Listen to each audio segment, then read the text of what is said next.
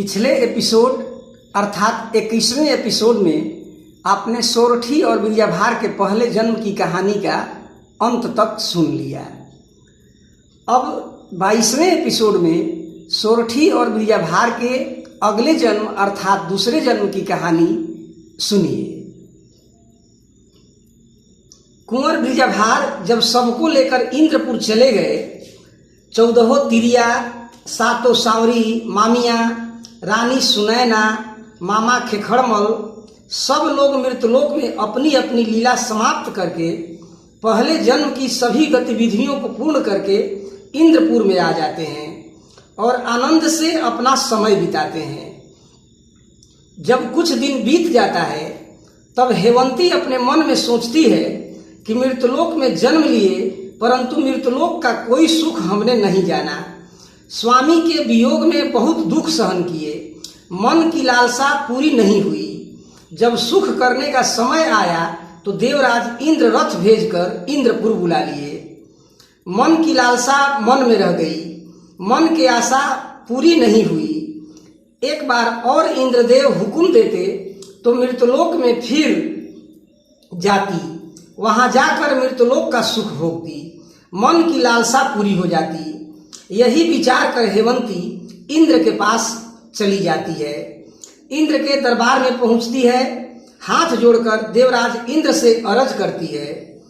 Shop देकर प्रभु दीनानाथ मृतलोक में भेज दिए परंतु मृतलोक का सुख नहीं जान पाई। स्वामी के विरह में केवल दुख सहती रही और जब सुख करने का समय आया तो मुझे इंद्रलोक बुला लिए। मन की लालसा मन में ही रह गई। इसी कारण से प्रभु दीनानाथ आपसे अरज करती हूँ कि एक बार फिर से हुक्म देते और मैं एक बार फिर मृतलोक जाती, मृतलोक का सुख भोगती, मन की आस पूरी हो जाती। तब देवराज इंद्र विचार करते हैं और हेवंती से कहते हैं कि जाओ मृतलोक और वहां का सुख भोगाओ, अपने मन की लालसा को पूर्ण कराओ, परंतु याद रखो फिर तुम्हें भारी दुख भोगना पड़ सकता है क्योंकि मृतलोक में तुम्हारे अनेक दुश्मन हैं। जाओ, तुमको आदेश देते हैं, बिरजाभार के साथ मृतलोक में जाओ। इंद्र जी जाने का हुक्म दे देते हैं। हेवंती प्रसन्न हो जाती है और बिरजाभार के पास जाती है और कहती है कि एक बार और स्वामी चलिए मृतलोक में, वहां का सुख भोग कराते हैं। हमने इंद्रदेव से हुक्म ले लिया है। दोनों इधर बातचीत कर रहे हैं, तब तक पूरे इंद्रपुर में शोर हो जाती है कि हेवंती और बिरजाभार एक बार फिर मृतलोक में जा रहे हैं। यह हाल जब वह 7 तिरिया सुनती है जिसका आस पहले जन्म में बिरजाभार पूरा नहीं किया था, उन्हें दुत्कार कर भगा दिया था। वो थी हफ्तापुर की धुपिया ठगिन, हेवलपुर की हेवली केवली, भोजपुर की हिरिया जिरिया और धौलागिर के रास्ते में धानापुर की धनवा धनेश्वरी, जो बिरजाभार से अत्यंत क्रोधित थी, जिससे बिरजाभार शादी करने से साफ मना कर दिया था। वो 7 तिरिया बिरजाभार से बदला लेने के लिए एक साथ 7 बहन बनकर महादेव जी की केस से सोनादह में जन्म लिया। व्यास मुनि धमना नाग, बदिला कागा ढाढ़ा नाग, काली नागिनी बासुकी नाग और ठूठी पाकर मेतुला धोबिन बनकर एक बार फिर से मृतलोक में आई। इन्होंने जन्म लेकर क्या क्या चरित्र किया यह सब आगे आप लोगों को मिलेगा। कोकिलापुर नगर में महादेव जी का मठ था, जहां गौरा के साथ महादेव जी रहते थे। उसी मठ में सोनादह नामक पोखरी था। चारों ओर से सुंदर घाट बना था, बीच बीच में हीरा रतन जड़ा था, चारों ओर से फुलवारी था। सभी दह में महादेव जी, उसी दह में महादेव जी रोज स्नान करने आते थे। महादेव का केस टूटा और सोनादह के 7 घाटों पर केस लग गया। केस कमल का फूल बन गया और उसी में 7 बहनें एक साथ, वहीं जो बिरजाभार से बदला लेना चाहती थी, सबने एक साथ जन्म लिया। सोमवार के दिन 7 बहनों ने अवतार लिया।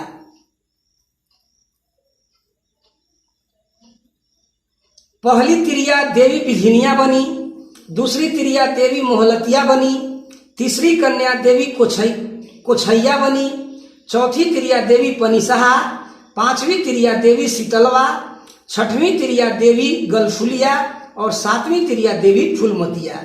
सातों का जन्म इस प्रकार सोना दह में हुआ। 12 वर्ष तक सातों बहनें उसी दह में झूमरी खेली। एक दिन सातों ने सलाह किया, सातों तैयार हुई और बासुकी नगर में चली। बासुकी नाग के पास गई। सातों को देखकर बासुकी नाग बहुत प्रसन्न होता है, बहुत आदर सत्कार करता है। तब सातों बहनें बासुकी से कहती हैं कि फिर से हेमंती और बीजाभार मृतलोक में जन्म लेने वाली है। हम सभी लोग मिलकर अब की बार बीजाभार से बदला लेंगे। पिछले जन्म में हम लोगों का जो उसने दुर्गति किया, इस जन्म में हम लोग बीजाभार की दुर्गति करेंगे।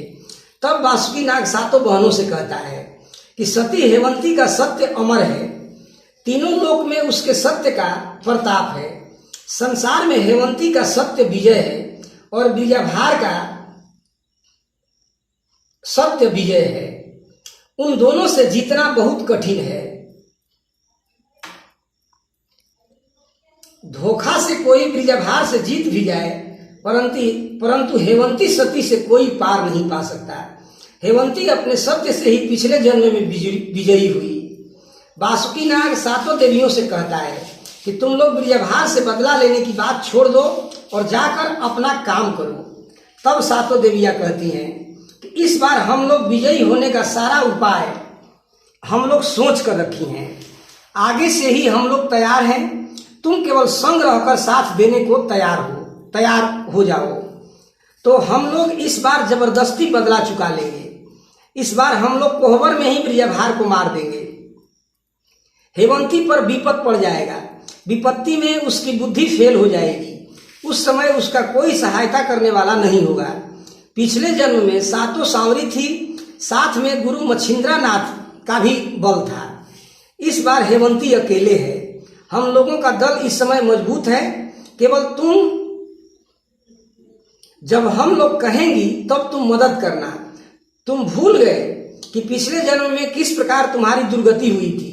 इतना बात सुनकर बासुकी नाग कहता है कि ऐसा बात है तो हम तैयार हैं, परंतु इस बार भी तुम लोगों की दुर्गति न हो जाए। सती हेमंती के सत्य से मुझको डर है, फिर से तुम लोगों की फजीहत न हो जाए। फिर भी चलो, मैं पीछे से मदद करने को तैयार हूं। तब सातों देवियां कहती है कि इस बात का परवाह मत करो, केवल मदद के लिए तैयार रहना। अब हम लोग जा रही हैं और सातों देवियां अपने दह में चली जाती है। तब बासुकी नाग से भेंट करके सातों देवियां धमना नाग के पास पहुंचती हैं। सारी बात सातों देवियां धमना नाग को बताती है। तो धमना नाग पूछता है कि क्या इस बार सोरठी दूसरा जन्म नहीं ले रही है? तब देवियां कहती है कि नहीं, इस बार सोरठी जन्म नहीं ले रही है। उसको केवल एक ही जन्म का श्राप था। सती हेमंती अरदास लगाकर मृत्युलोक पर आ रही है। तब धमना नाग कहता है कि मेरा हेमंती और बीजाभार से कोई बैर नहीं, उससे हम कौन बदला चुका है? हमारा बैर तो सोरठी से है।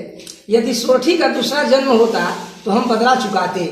मैं आपको बता देता हूं, पंडित व्यास मुनि का दूसरा अवतार धमना नाग के रूप में है और काली नागिनी बासुकी नाग बनकर अवतार लिया है। तब धमना नाग की बातों को सुनकर सातों देवियां कहती हैं कि आपका बैर नहीं है ना बीजाभार से? हम लोगों को बैर है, इसलिए हम लोग हाथ जोड़कर प्रार्थना करती हैं कि हम लोगों की मदद करिए। तब धमना नाग कहता है कि चलो ठीक है, मैं आप लोगों की मदद करूंगा। तब सातों देवियां ढूंढा नाग बधिला कागा के पास जाती है। उससे भी सबके दूसरे जन्म की पूरी बात बताती है। आपको याद होगा कि बीजाभार किस प्रकार तुमसे दगा किया था। हम लोग मिलजुल कर हेमंती और बीजाभार से बदला लेंगे। तब ढूंढा नाग प्रसन्न होता है, कहता है कि इस बार मेरा मनसा पूरा होगा। मैं तो इस दिन का इंतजार कर रहा था, आप लोगों ने मुझे बता दिया। हम तैयार हैं, जैसा तुम लोग कहोगी वैसा करने के लिए तैयार हूं। तब सातों देवियां मेतुला धोबिन के पास जाती है, ठूंठ पाकड़ी। उसको भी जाकर सारी बात बताती है, बदला लेने को तैयार करा देती है। कहती है कि जब कोहबर में हम लोग बीजाभार को मार देंगे तब हेमंती तुम्हारे पास आएगी तो तो तुम उसको कोई भेद मत बताना, बस इतना सा हम लोगों की मदद करना। हेमंती बहुत चालाक है, उससे होशियार रहना, किसी भी प्रकार से भेद नहीं खुलना चाहिए। तब मेतुला धोबिन भी सातों देवियों का साथ देने को तैयार हो जाती है और इस प्रकार बीजाभार और हेमंती के जन्म से पहले ही उनके सारे दुश्मन उनसे बदला लेने के लिए अपनी पूरी पृष्ठभूमि तैयार कर लेते हैं। तब सातों बहन सबसे मिलजुल कर अपने स्थान को लौट जाती है। तब सातों देवियां मन में विचार करती है कि अब हम लोग सारे संसार में घूम घूम कर अपने लोगों द्वारा अपनी पूजा करवाएं, अर्थात लोग हम लोगों को पूजें और घूम घूम कर संसार में अपने को देवी प्रचारित करने लगी और अपने आप को पूजा करने के लिए कहने लगी, परंतु कोई भी उनका पूजा करने के लिए तैयार नहीं हुआ। तब सातों देवियां लोगों को दुख देने लगी, लोगों को सताने लगी। तब कुछ लोगों ने उनका पूजा करना स्वीकार कर लिया और इस प्रकार सातों देवियां पूजायमान हो गई और घर घर में उनकी पूजा पकवान चढ़ने लगा। इन लोगों का हाल अब आगे मिलेगा। अब इधर मेतुला धोबिन के बारे में कुछ सुनिए। मेतुला धोबिन सभी देवताओं का कपड़ा धोने का काम करती थी। जब मेतुला धोबिन घाट पर कपड़ा धोने के लिए जाती थी तो स्वामी को मारकर खूंटा बना देती थी और अपने बेटा को मारकर पाट बना देती थी। जब पूरा कपड़ा धो लेती थी तब दोनों को जिलाकर कपड़ा लेकर घर आती थी। रोज रोज मेतुला धोबिन इसी प्रकार कपड़ा धोती थी। सांझ को कपड़ा लेकर देवों के यहाँ जाती थी तो उसे भरपूर इनाम मिलता था। अब सातों देवियां इंतजार कर रही थी कि कब बीजाभार जन्म लेंगे, किसके गर्भ से जन्म लेंगे, कहाँ जन्म लेंगे। इसी बात का पता लगाने के लिए सातों देवियां ब्रह्मा जी के पास पहुंचती हैं और ब्रह्मा जी से सारा सवाल पूछती हैं कि किस प्रकार, कहाँ और किस परिस्थिति में हेमंती और बीजाभार जन्म लेंगे मृतलोक पर। तब ब्रह्मा जी उन सबको बताते हैं कि चंपापुर नगर में भीभल साहू है, जिनके पत्नी का नाम सुतिका साहुनी है। उन्हीं के गर्भ से बीजाभार जन्म लेंगे और उनका नाम चंदन संसार होगा, चंदन नाम से विख्यात होंगे। और रूपगढ़ नगर में सूरज साहू हैं, जिनके पत्नी का नाम बरती साहुनी है। उनके गर्भ से हेमंती जन्म लेगी, जिसका नाम सती चांदो होगा।